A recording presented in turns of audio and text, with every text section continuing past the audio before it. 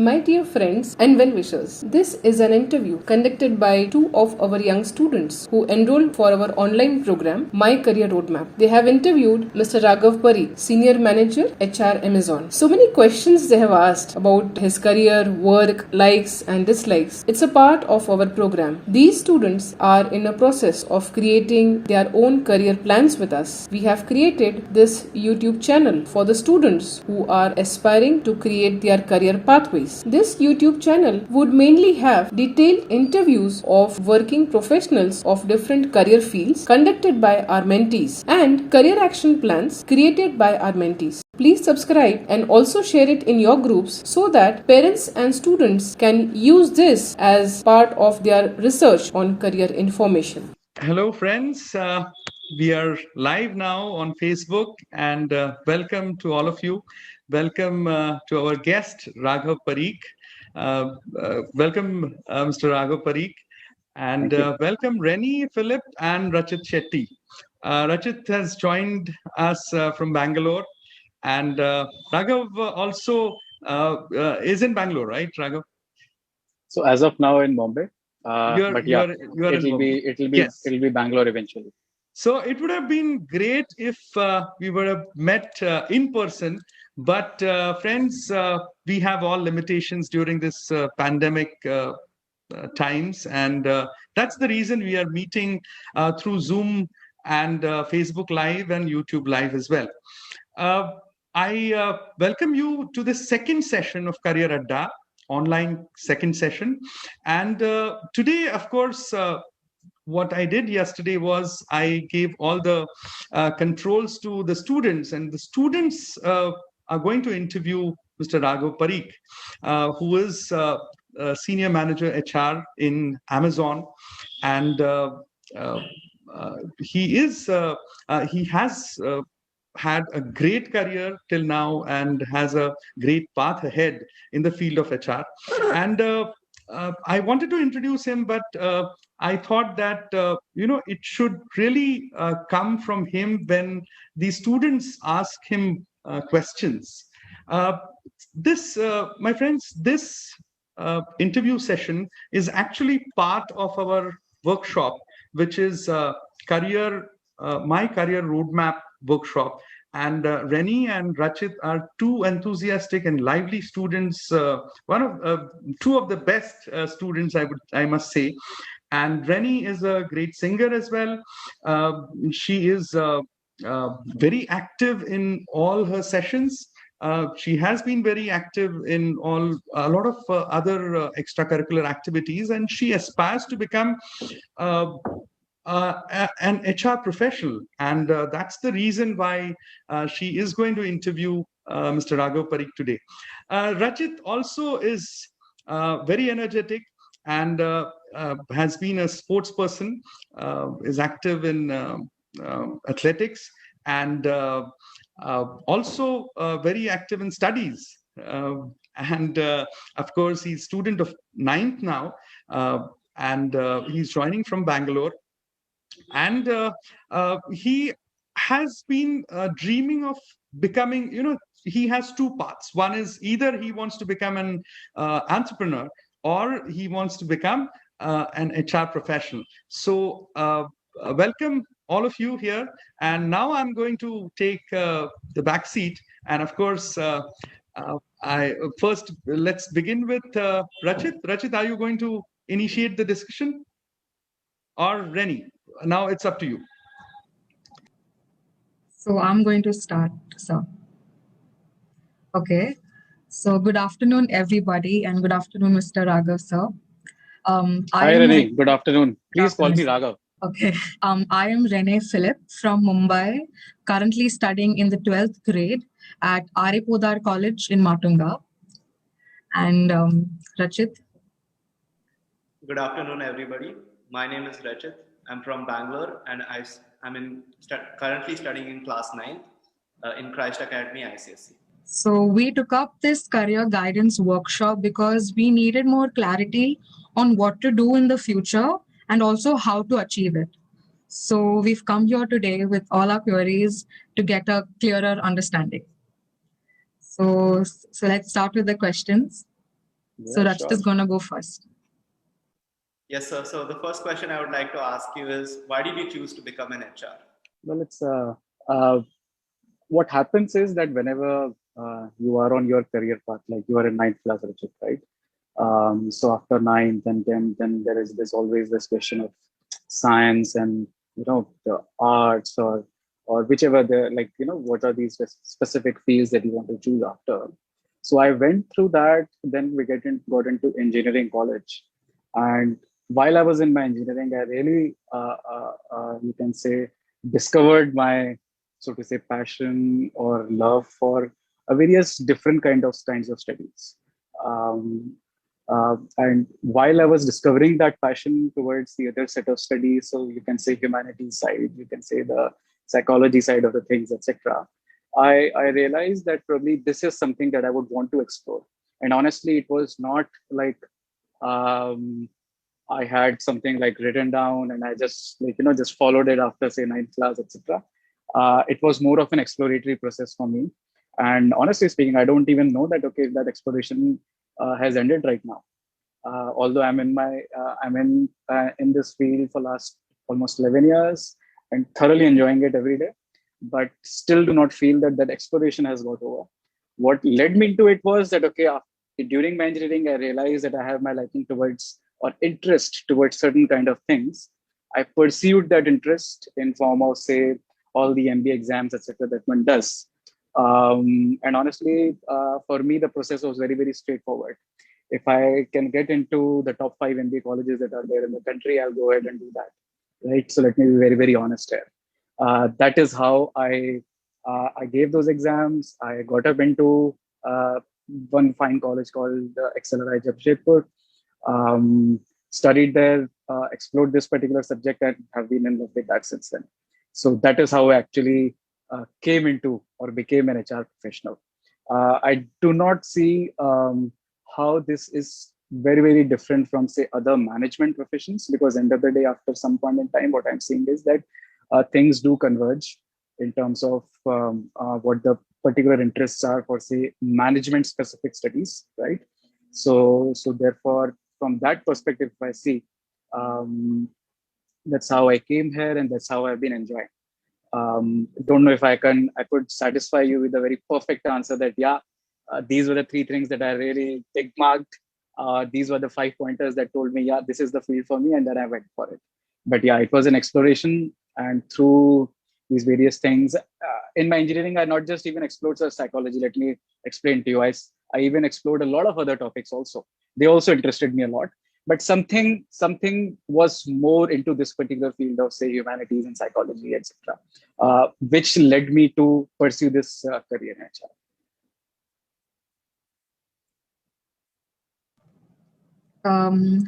So the next question is, what is your role as a senior HR manager? Okay. Instead of going into really like say my specific role, what I can probably help you is say what usually like an HR professional or HR person does, right? And just to make it more relatable, I will just like use some analogies, right? So just bear with me for some time for that. If I have to like simply just explain to you what an HR professional does, then just think of it as say start with thinking with say like a very, very small business, for example. Say you have opened a company, right? And probably let's just take one example. If you have to open a company or an organization, what kind of company would you open? Just pick any. You're interested in dance, right? Let's start from there. You're interested in dance. I'm interested in music, singing. Music, singing, perfect. So suppose you open a music production house, right? Now, which are say some typical music production houses out there? Probably it will be like say a Saregama or Z Music or something like that, right? So let's just take any particular music production house and say that you have opened your own thing. You start with your own production house and you employ say 5-6 folks there, right? Now, once you start that music production house, what would you need? The first, of course, the capital. Employees, right? Yes. Of course, the capital first, yes. And of course, you won't be able to do all the things yourself. Suppose you have reached a particular scale, right? And you are taking care of, say, suppose some five 5 Bollywood movies and say some you are managing the accounts of say some top 5, what I can say, some folks out there, Justin Bieber or whoever out there. As my apologies, I do not know the exact names or what kind of music you are into. But he says you are into like managing those top 5 accounts out there and say top 5 Bollywood movies or some Bollywood production houses you are handling, suppose, right? You will need some people, folks out there, right? Now, there will be certain folks who would be in charge of a particular things. There will be some people who will be really good at going out there, talking to people and converting those to convince them to convert to your production house and not go to any other music production house, right? So there will be a typical set of people who would be working there. There will be a typical set of people who would actually be working on the core thing, like that music production and whatever entails into that. Again, I do not know the specifics there, but let's just say who are into music, right? So you will need those specific folks out there. Then there will be certain other folks who are really, really good at say recording and this kind of stuff. And then there will be the last set of folks. Let us keep it very, very simple, this value chain. There will be last set of folks who will be out there very good at marketing stuff. Because whatever you have produced, the good work that you have done, you should be able to end of the day market that and sell that out in the market. So then they will be the ones who will be out there talking to other folks who would be, distributing your music, whatever music that you have produced. So we are taking these typical 4 set of people, right? Now, first of all, you will need who is the right person to do the right job, right? You would need to identify that. And in between, those folks also would be exploring certain things. So you would typically may find that, okay, somebody who was very, very good at going out there and converting or getting those music accounts for you, after some point, after say like 4 years, 5 years, he or she is exploring that I want to get into this particular field. Now, he or she has been a great person for you and your music production house. So what you would want to do, you would want to A, retain that person, B, give him or her a very, very good career choice in your organization only so that he or she could stick there, right? And then at the same time, you would also like to design all the things around that person so that he or she can deliver the best in his or her job that he or she is doing, right? So that's how your business of that music production house will grow slowly, correct? Right now, you are say starting with only 4, then that 4 will multiply to 8, 16, 32, and then it can go up. Now just multiply the scale with say 10,000, 1 lakh people, 5 lakh people, right? And then you can now imagine that this is what a typical HR person is responsible for. Now, what I just explained to you was again a very, very top level things, right? But end of the day, if you see, as we multiply in any particular organization, these many number of people, now Rini as the head of that whole music production house would need so many things. Somebody's traveling, how much they can spend while they travel. Somebody is going out to lunch with somebody, because of course, I'm giving you very small examples that you can just relate to, right? It's not just that, okay, we get into these small things, but yeah. So what you will be doing now, really, you will be creating certain policies that, okay, I have 10,000 people now. When it was only 4 people, I can directly manage that Mr. A, you do this, Miss B, you do this, and Mr. C, you do this, and I'll take care of the D part, right? But when you have 10,000, you'll start creating various structures that, okay, how do people interact with each other? When and where will people grow? How will they grow? When they grow, what will happen to them? And most important part, salaries. End of the day, when you are paying them, are you paying them the right amount? Are they motivated enough to be working for the organization? So whenever it comes to people now, if you see, right, I'm converging my thoughts to the people part, because there is this very, very typical, the other part of the things, which is how does one sell? How does one brings accounts to your company? How is one really producing music? But then there is this other part, which is how are these people being managed in the organization? That is what a typical HR person does. It manages this whole ecosystem around people, starting with policies, the recruitment, finding the right interest levels for people, and making sure that they are doing the right jobs. If they're interested in something, then nudging them to take the right choices and make the right choices in career, giving them those right career choices in the organization, and making sure that end of the day, whatever Rini wants to deliver in her through her company, that thing gets delivered through people. That's what an HR person is. So my next question would be, what were your career drivers behind choosing this field? Okay. Again, as I said, Richard, like some time back, I told you, right? Like specifically, there were no typical points. But what I can touch base is that, okay, what do I enjoy now in this particular career path, which keeps me stick to this particular path.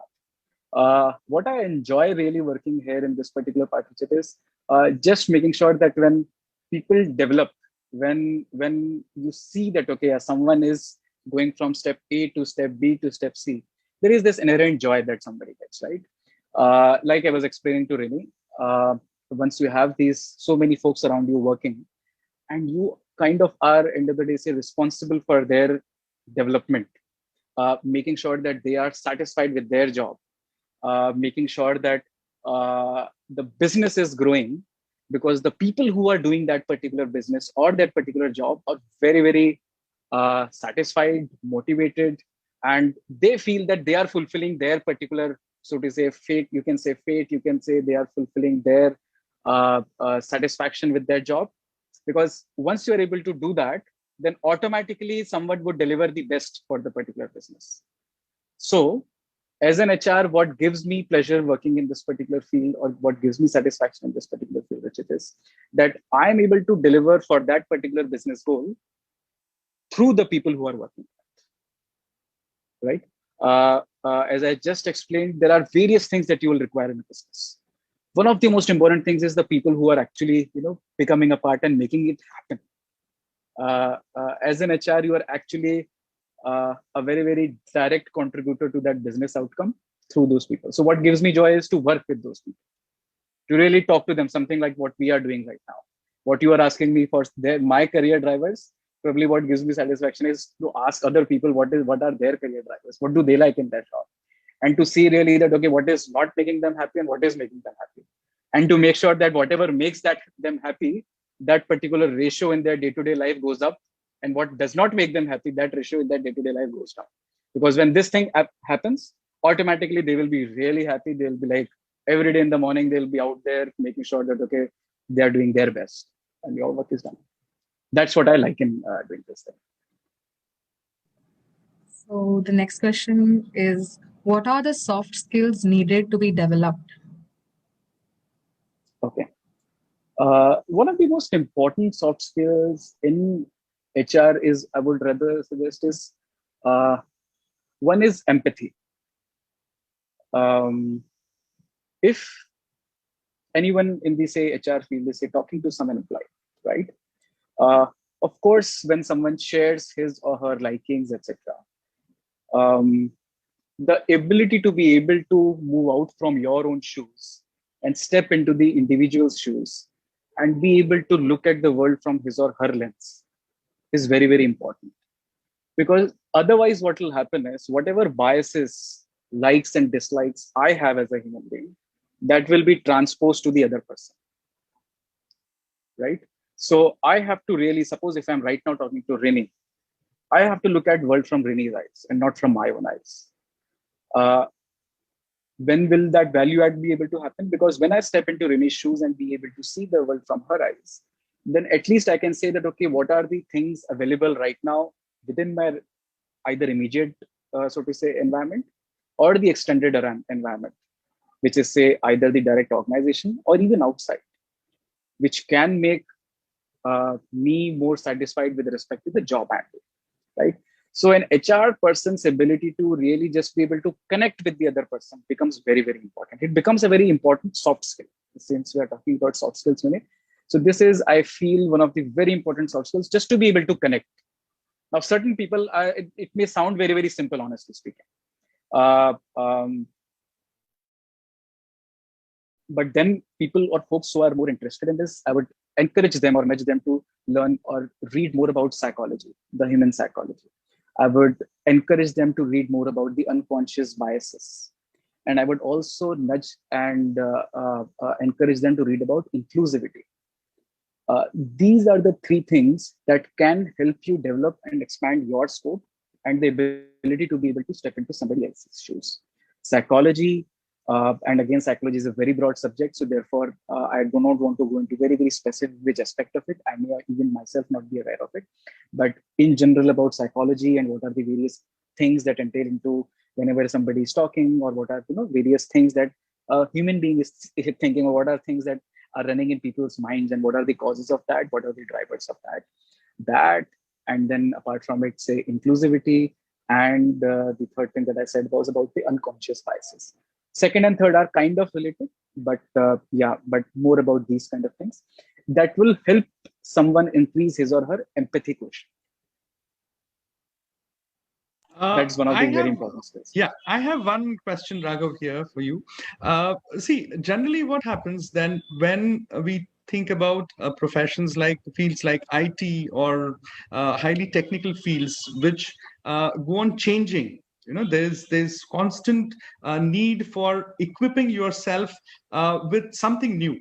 Do you see see that happening in HR? Like, my question is whether HR professionals also need to equip themselves with newer things or newer, say, kind of education or kind of skills. I want to know that. Got it. A very, very good question, Mr. Shirke. Let me again answer this through an analogy rather than just simply directly.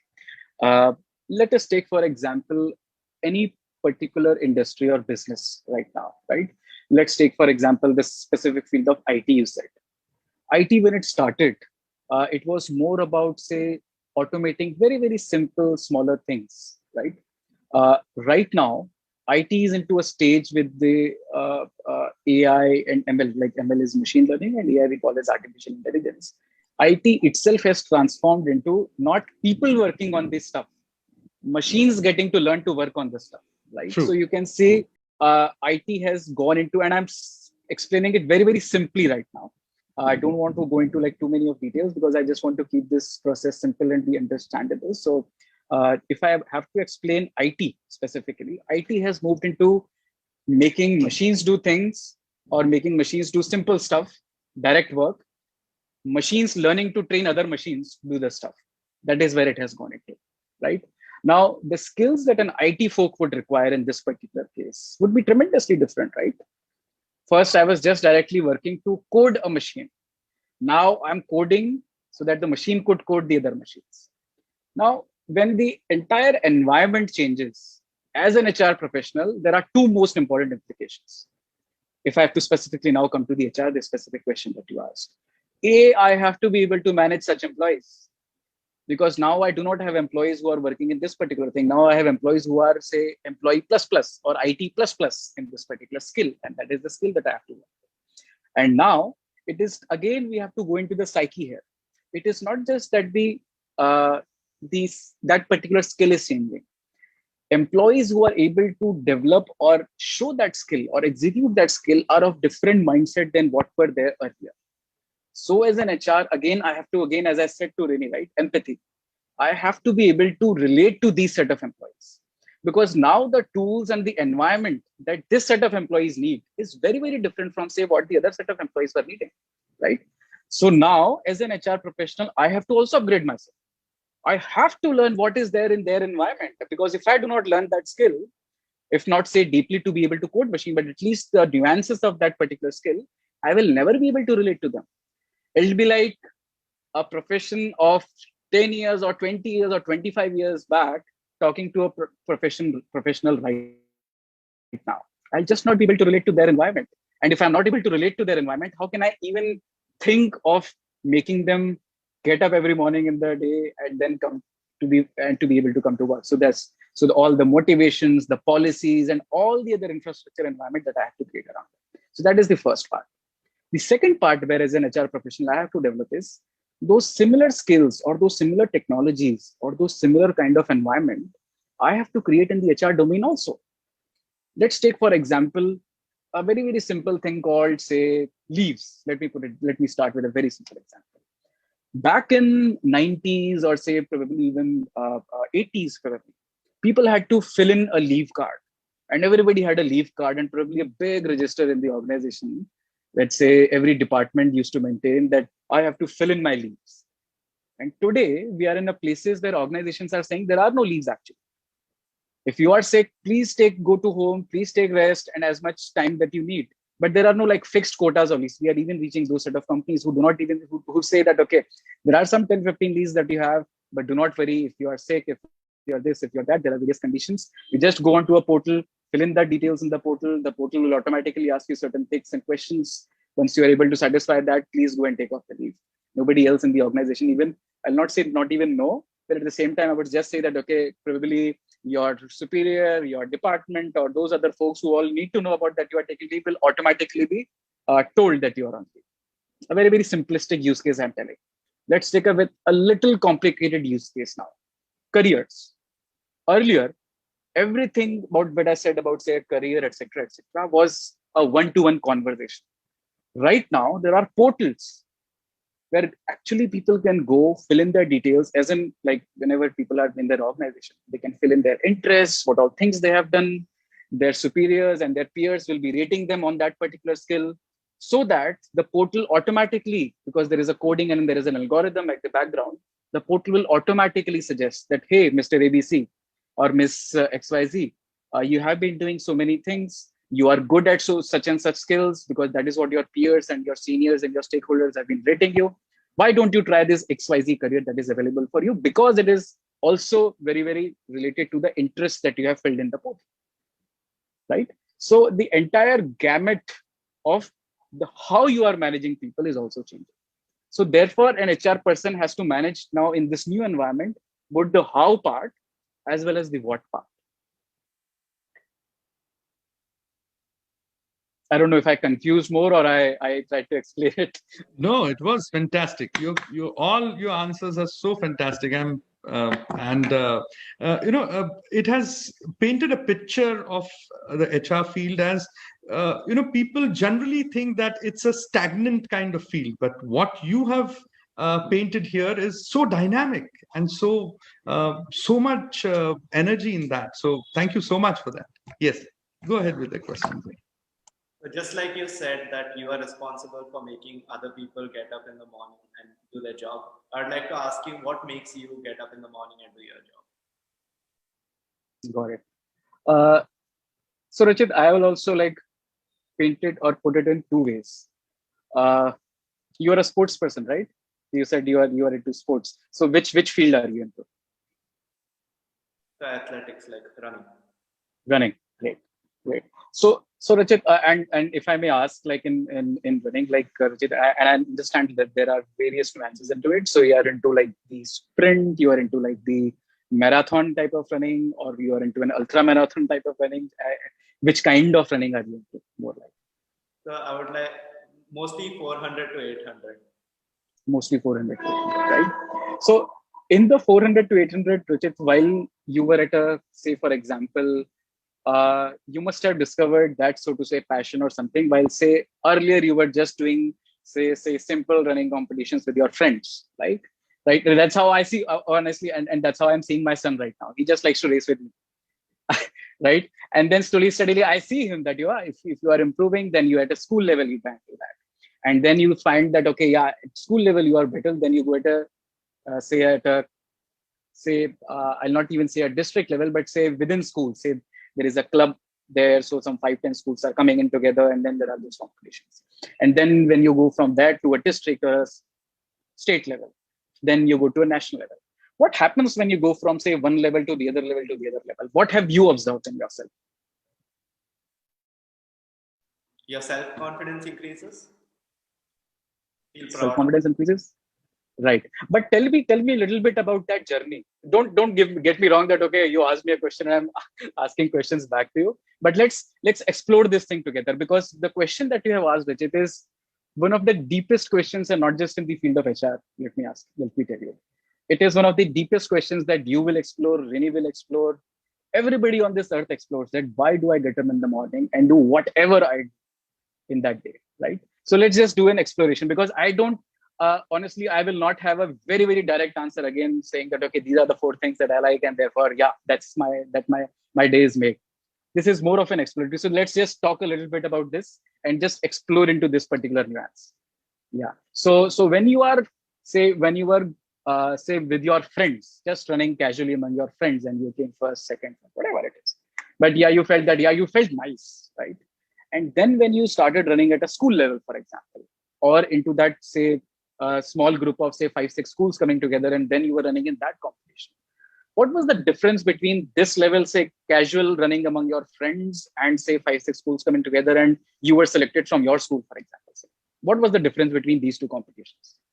So the difference was that I felt more responsibility on myself. Like when I was running school, that time I thought it's fine just for my fun. But when I went to represent my school, I felt that burden on me that I have to do my best. Yeah.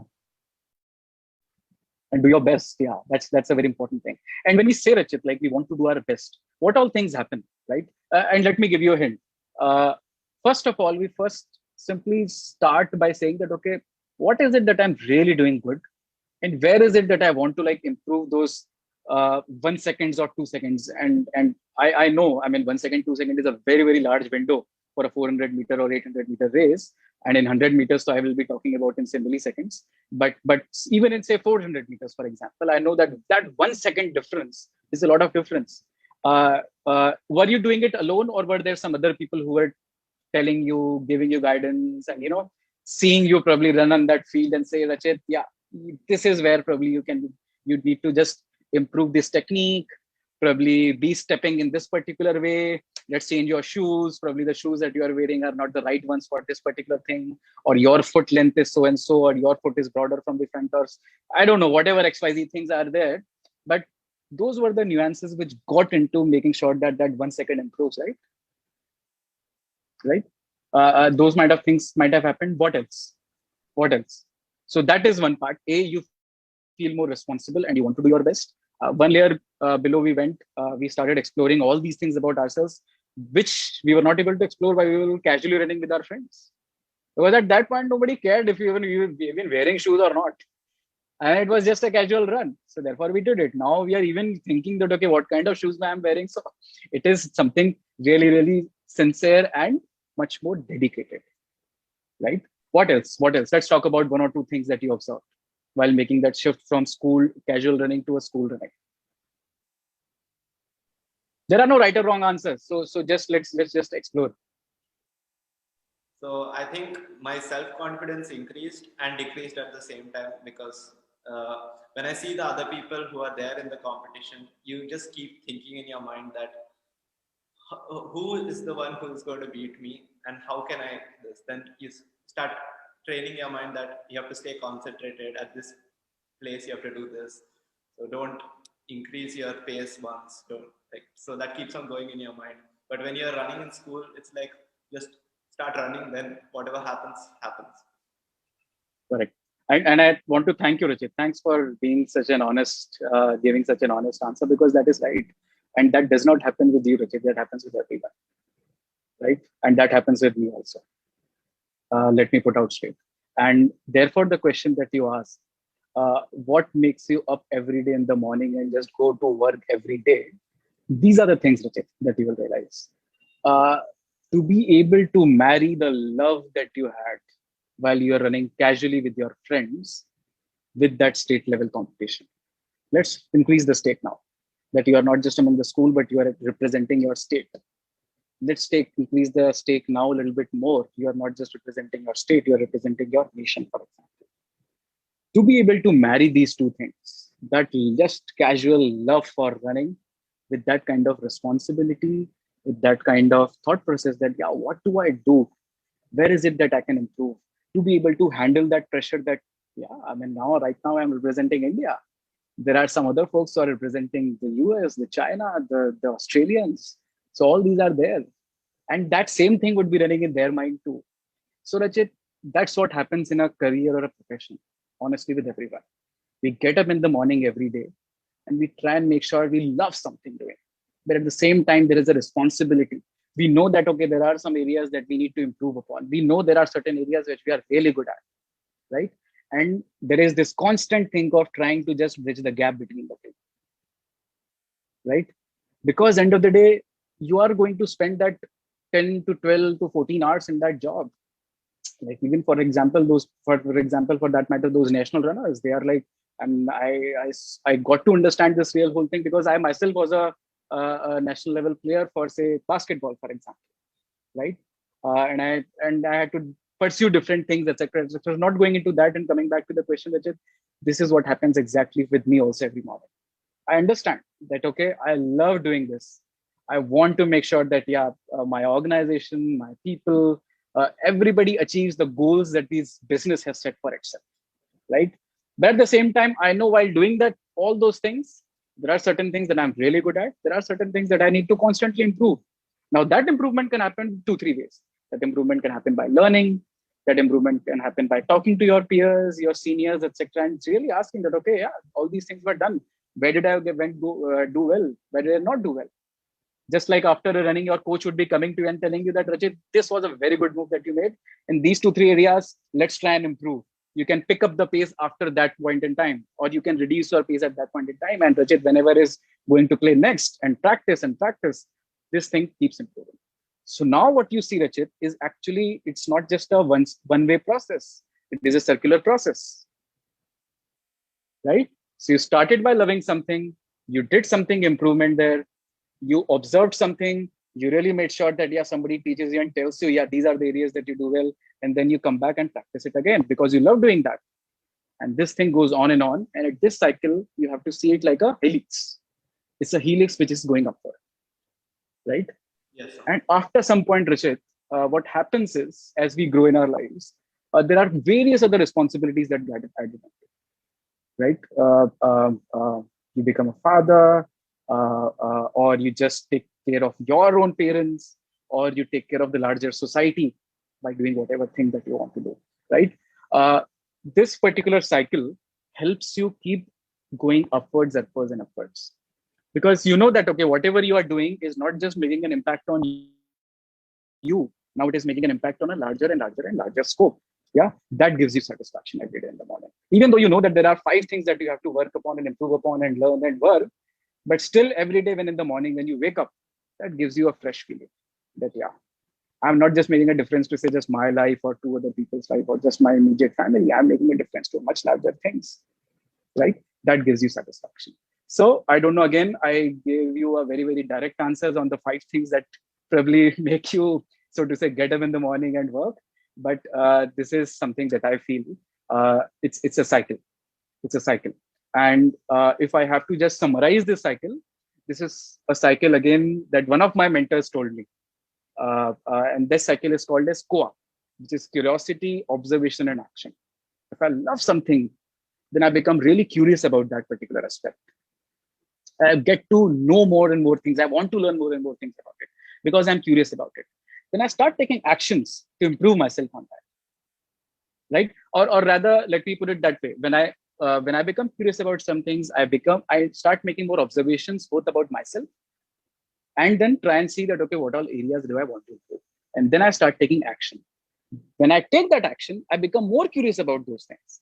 And this is that positive cycle of curiosity, observation, and action that keeps running in all our lives in various phases. For me, it probably is in HR, for example. For you, it could be in, say, entrepreneurship, as we said, or right now it could as well be running. For Rini, it could be music, right? That's how it is. Thank you, sir.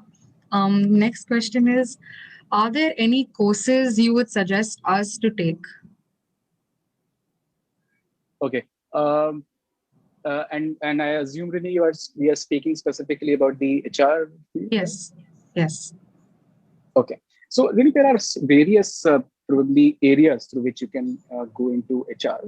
As I said, like I myself am in a very different field, like say engineering, and then after engineering straight into the HR field. That is probably say a path A. The other part could be humanities side of things. So you can really get into deep into psychology and those kind of courses.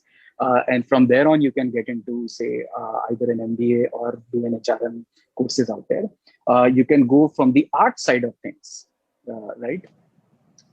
So again, as I said, Rini, the earlier part, it is more about that exploration, because while you are doing or taking these various areas, you also start, so to say, exploring various other avenues for yourself, right?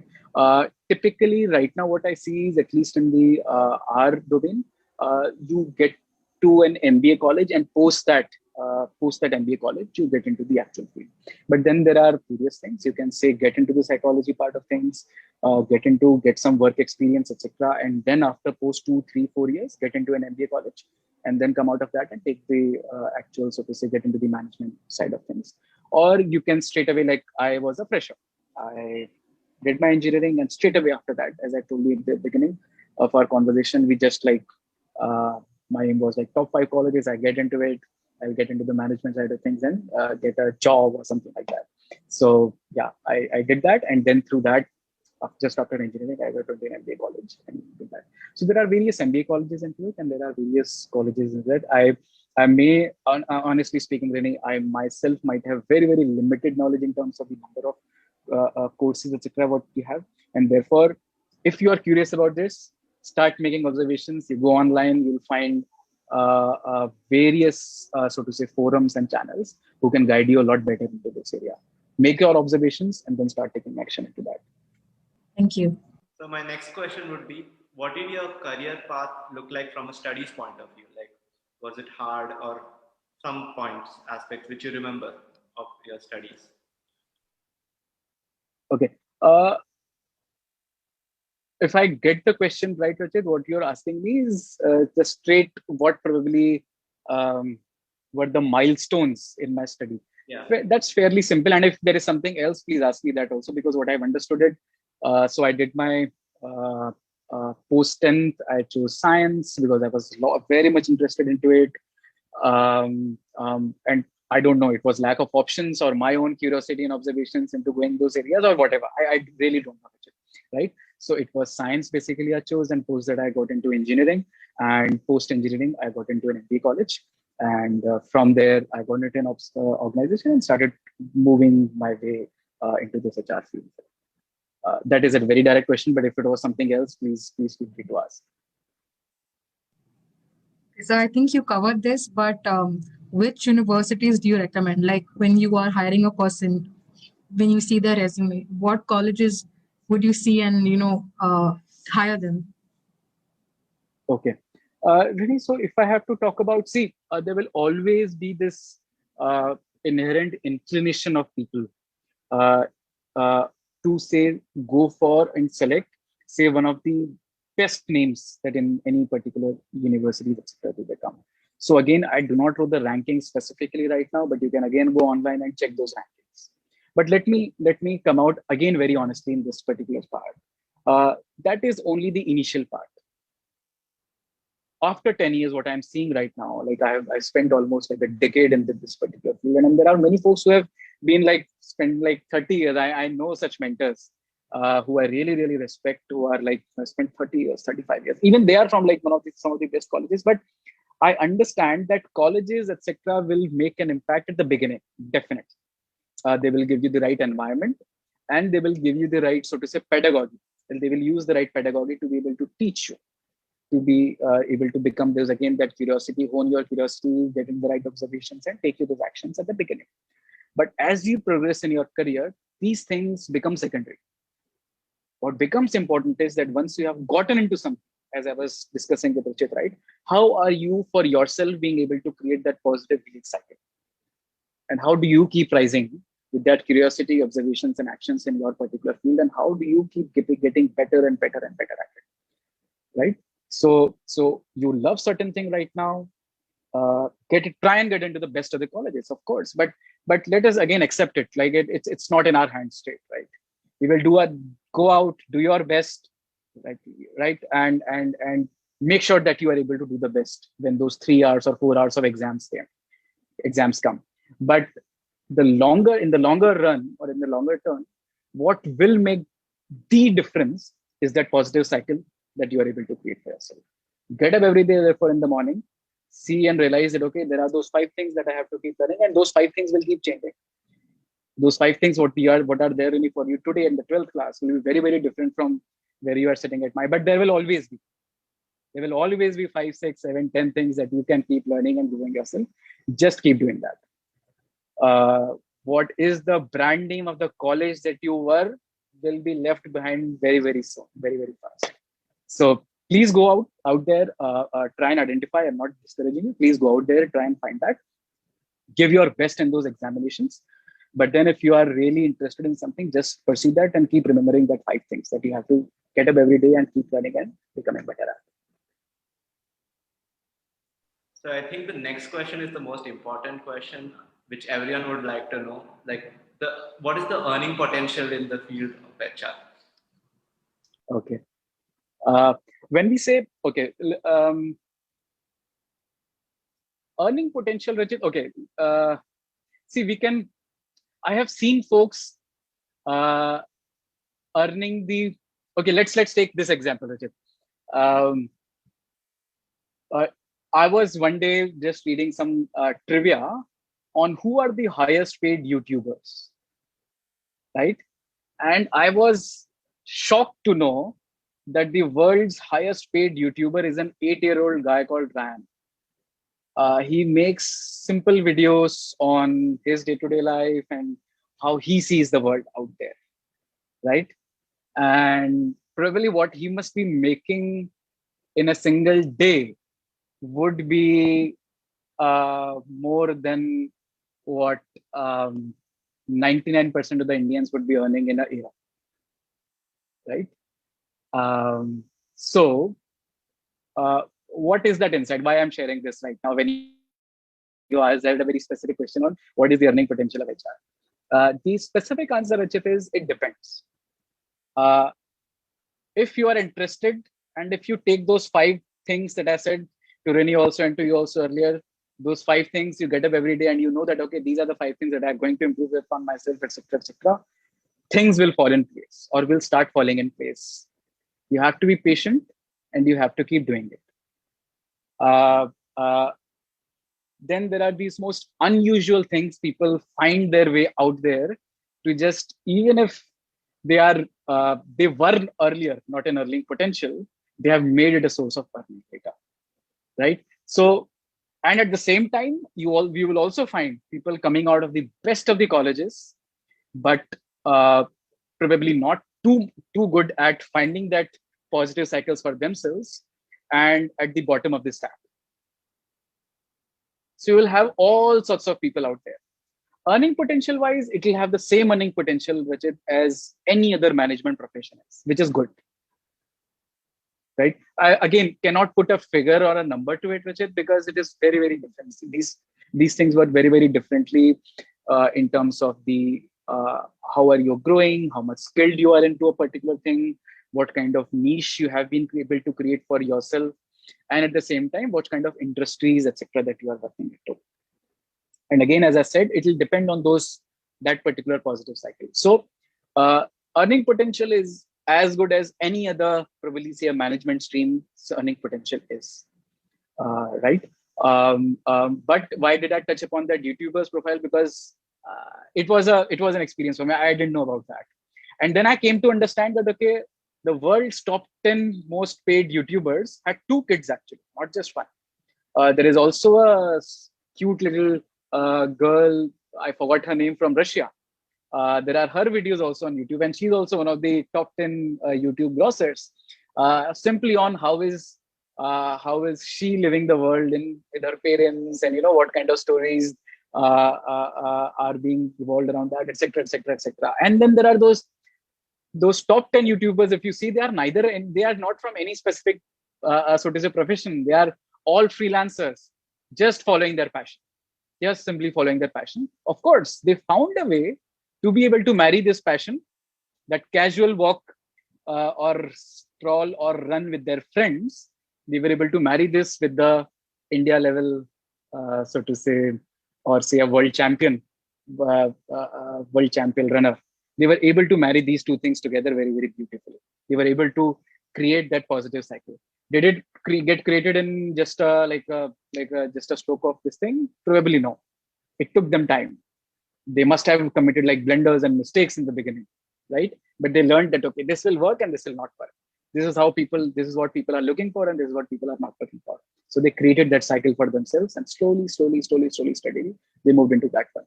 So earning potential for HR is as good as any other management professional is. But at the end of the day, all these things depend on that one specific thing that we talked about. Um, so what is the mindset I need to have before entering this field? Okay. The mindset really that you need to have in this one is, again, as I said, uh, it will be actually be of any other, so to say, management professional, if you say it. Whoever is there in the organization or part of the organization has to be able to work to achieve the goals of that particular business, right? Uh, and again, as I told you, if you are an entrepreneur, if you have that music production house for yourself, whoever is working in that particular business, you would want that everybody aims to achieve that particular thing. The ways of achieving that could be very, very different. For somebody, it is sales. And for an HR professional, it will be to make sure that everybody who is working is doing and working at their best level potential, or the potential that everybody has is being harnessed to the best possible levels. So that end of the day, the ultimate objective of that particular business is achieved, right?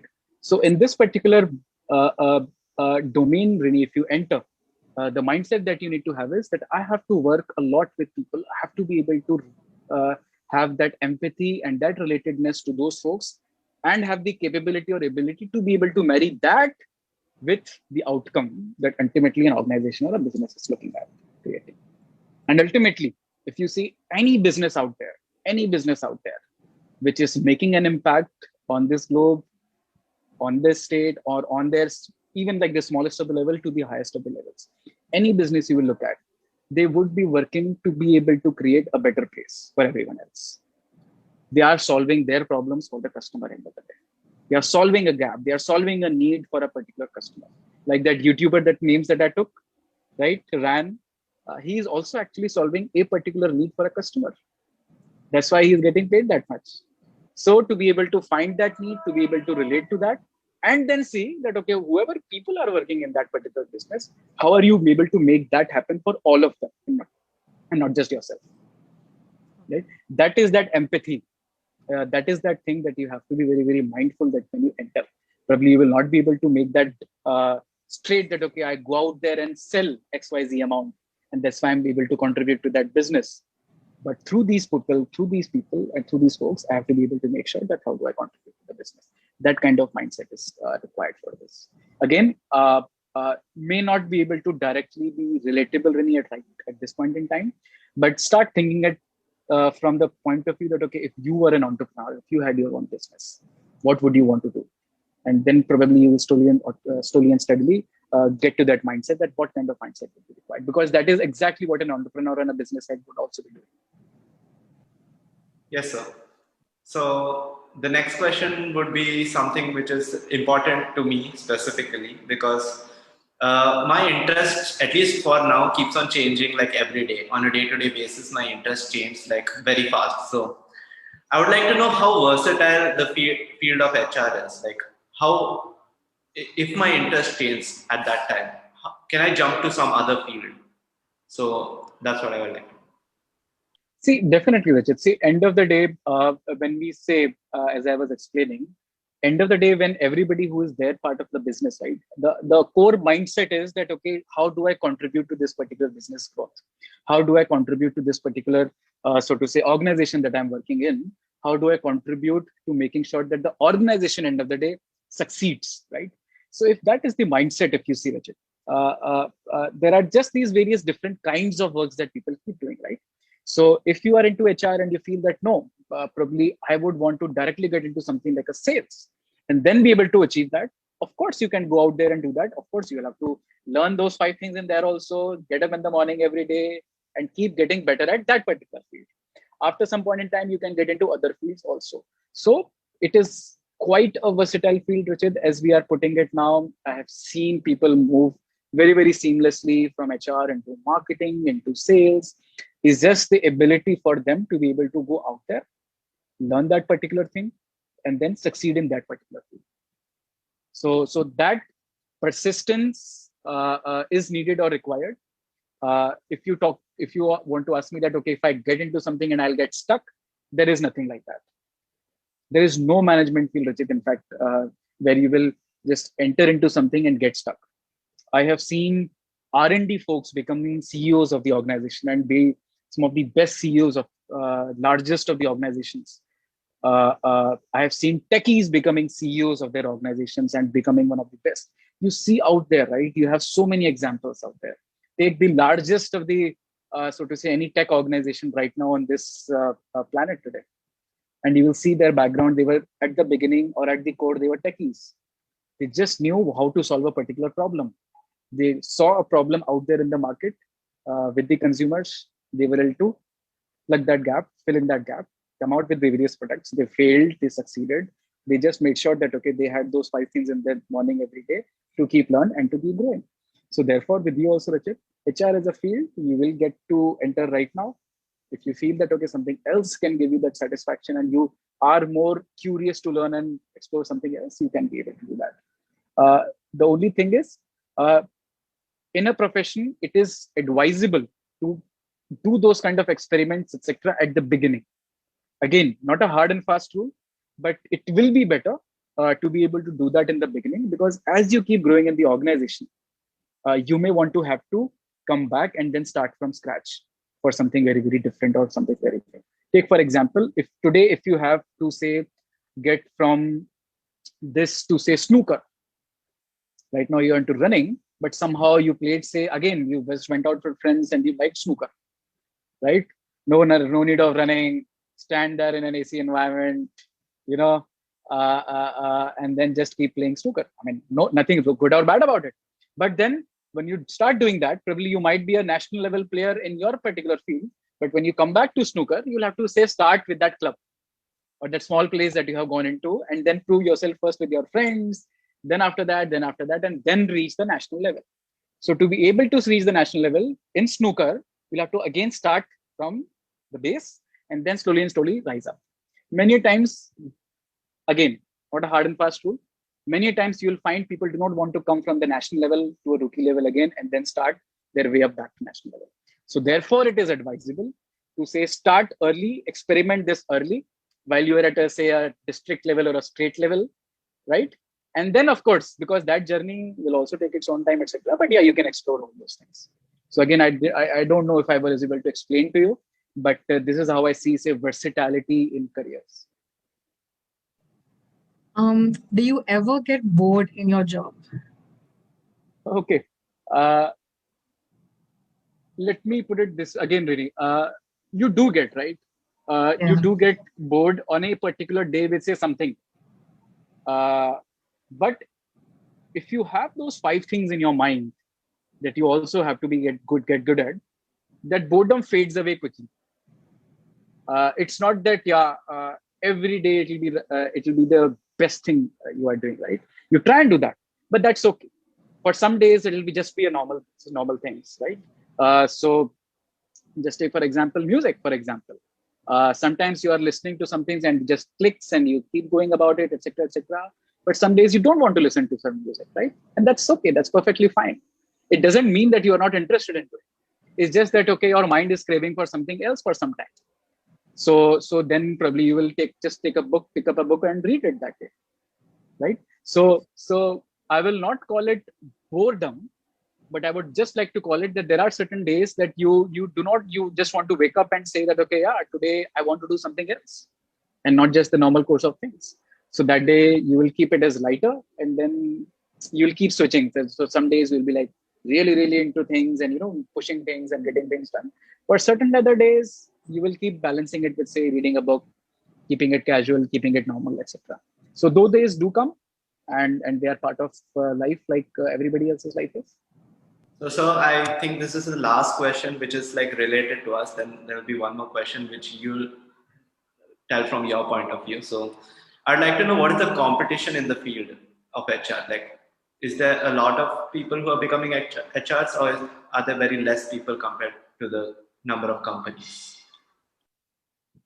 So, Rachit, again, how I see it is that competition is good here in this particular field. Thanks to our country's population, we have a really, really healthy, so to say, young set of population. Really, really healthy number there. So therefore, competition is decent and is as much, I would say, in the field of any other, so to say, management studies, I would call it right now. Earlier, it may have been less or high. I don't know, because all these things vary and go with the number of organizations out there. Right now, if you see, organizations out there in the country are also uh, uh, going better, going big, and therefore the need for this particular skill is high. At the same time, the supply of this particular talent is also high. And therefore, from a competition perspective, if I have to say, there is a decent amount of competition in this particular field.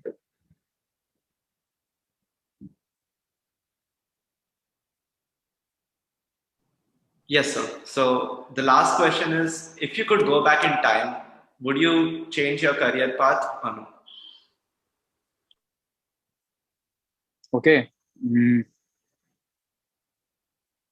I don't know, Rachit, if I have explored all the things that I wanted to explore for myself, including getting into psychology, like really deep into the field of psychology.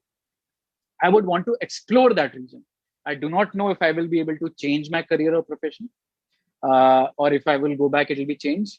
But if I can go back in time, I would really like to explore that much deeper than what I had. And that's again a very, very personal observation, for just like personal feeling for, or a personal thing for myself. I would go out there, explore it very, very deeply again. And if it clicks, and if I find that, okay, I'm interested in that and interested to develop myself into that area and keep going into that area, then probably, yeah. Other than that, yeah, I think that right now also there are enough and more avenues for me to explore various other things. Fantastic. That was a great discussion and very enriching. And thank you, Raghav, so much for your energetic involvement in the whole discussion. And I feel that you have really, the point I mentioned earlier, generally, the field of HR is the perception in the society is like it's a stagnant kind of thing. It should be the last choice. But of course, it has changed in last few years. The whole perception has changed. And now people, and the kind of picture you have now given in front of us is absolutely dynamic field, which is very demanding and which has a great opportunities there for people who are well equipped and well skilled in this area. I think this was really great. I just wanted to ask you one more question, because that question has come in the Facebook chats. And so she's asking, Rhea is asking, what is the future in HR technology wise? So technology wise, what is the future in HR? Now that is the only, it's a brief line. So would you like to comment on that? And then. Yeah, definitely. And good question, I must say. And the AI, ML, and all those pieces that I'm talking about right now, if you see the consumer side of things, right?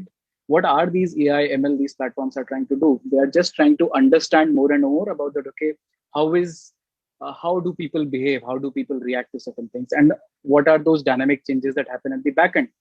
To be able to make sure that whatever product, etc., that we offer to the customer is personalized for him or her, right? For HR also now, if you see, who are those customers? Those customers are our internal people. So all those technologies that you actually see out there in the market for the customers are being used now, or getting translated, or are in the phase of getting translated for exactly the same people, or the most important people for the organization, which is its own people.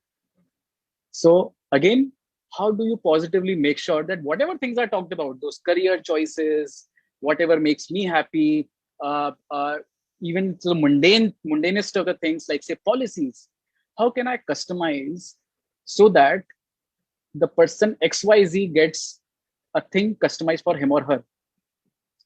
How does a policy relate to XYZ differently than say a person ABC? Because the needs of two people are different. Because ABC is 50 years old, has 2 kids, elderly set of parents, and has a lot of responsibility at home, but is very, very, very good at his or her work. Whereas an ABC or say person one is just a youngster like say a Rini or a Rachit who has joined the workforce, very young, passionate, no sort of hardcore responsibilities, very, very open to explore not just a particular field, but 10 other things you throw at them, take on those kind of challenges. So if an organization is talking to a Rachit or a Rini, should be very, very different to how an organization should be talking to Mr. ABC, who is 50 years old, lot of responsibilities, has 2 or 3 decades of career behind him or her, and is very, very proficient in his or her particular area. So how will this happen? This will not happen through individual discussions or individual jobs. It has to now happen through technology. And how will technology enable this? This is the larger question. So all these exciting things are now getting translated for people, and HR folks now get to play with all these various tools and see that, okay, what are the best things that we can provide to our own people rather than not just the consumers. Consumers definitely, yes. But within the organization, how do we get these best of the technologies to people? So again, I just gave a very, very top level idea, but beneath this thing, there are so many other pillars of careers, the policies, how do people talk to each other, how does an organization sit? And now with work from home coming in, the discussion is now at another different level altogether. Because right now, just as all of us are connecting on Zoom probably, this is how organizations are running these days. So now just think of the role of technology in this virtual environment. It's just gone to 2x in my opinion. So that's again a very short answer, but no, that was a very, very answer. exciting path ahead. Yes. There are a few more questions on the social media, but we are not going to take it because already. I was just going to ask that. Yeah. How much time do we have? No, it's 1 hour over one hour now. So I just wanted to need your comments on certain aspects, because here Reni and Rachit are part of Knowledge Square My Career Roadmap workshop, and they could ask all these questions, and I'm really happy and feeling very proud that they have really asked you fantastic questions. That is because they have gone through the process. They studied. We discussed a lot about career drivers. We discussed a lot about various career options and different career choices they have. Not just information, but the thoughts behind each and every aspect, which really makes us do the choice of a career. So, what do you feel about the questions now that the interview is almost over? I wanted to ask you this last question. What do you feel about, because you had a kind of, you had a thought. You said that I doubt whether the interview would go beyond 20-25 minutes, considering the age of the students. So now I want your final comments on that. Well, I have just simple one comment. I wish if I were at that age, I had gotten this opportunity to really be able to interview some folks like this deeply.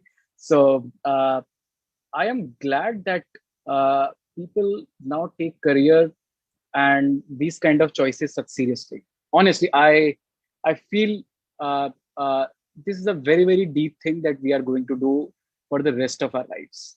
Spending 12 hours to 10 hours, and that is just the physical part.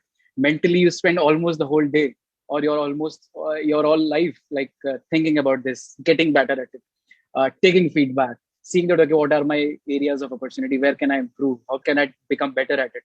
And therefore, it takes away our whole life. So making sure that you enter into it should be a thoughtful process. Again, it may not be a very, very direct process that, okay, these 3 tick marks I do, they will give me these XYZ answers.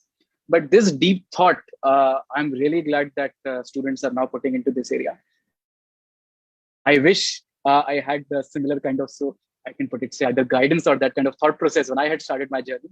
But really, really glad that people like Rini, Rachit, and I'm sure like many other folks are giving so deep thought in this direction. So commendable. So thank you, Raghav, once again, and thank you, Reni and Rachit. And we are soon going to be again online for our third part, and that is going to be on different fields again. The first part, if you have missed, please watch that first part, which was on psychology, and we discussed with Mrs. Pratima Havaldar all the aspects of career in psychology, and today it was about HR. So next time again, till we complete this batch, we are going to come up with new episodes of this online discussion. Thank you so much for being here. And thank you once again, Raghav, for taking time. And thank you, Rennie and Rachit. Thank you, sir. Thank you, Raghav. Thank you. My pleasure.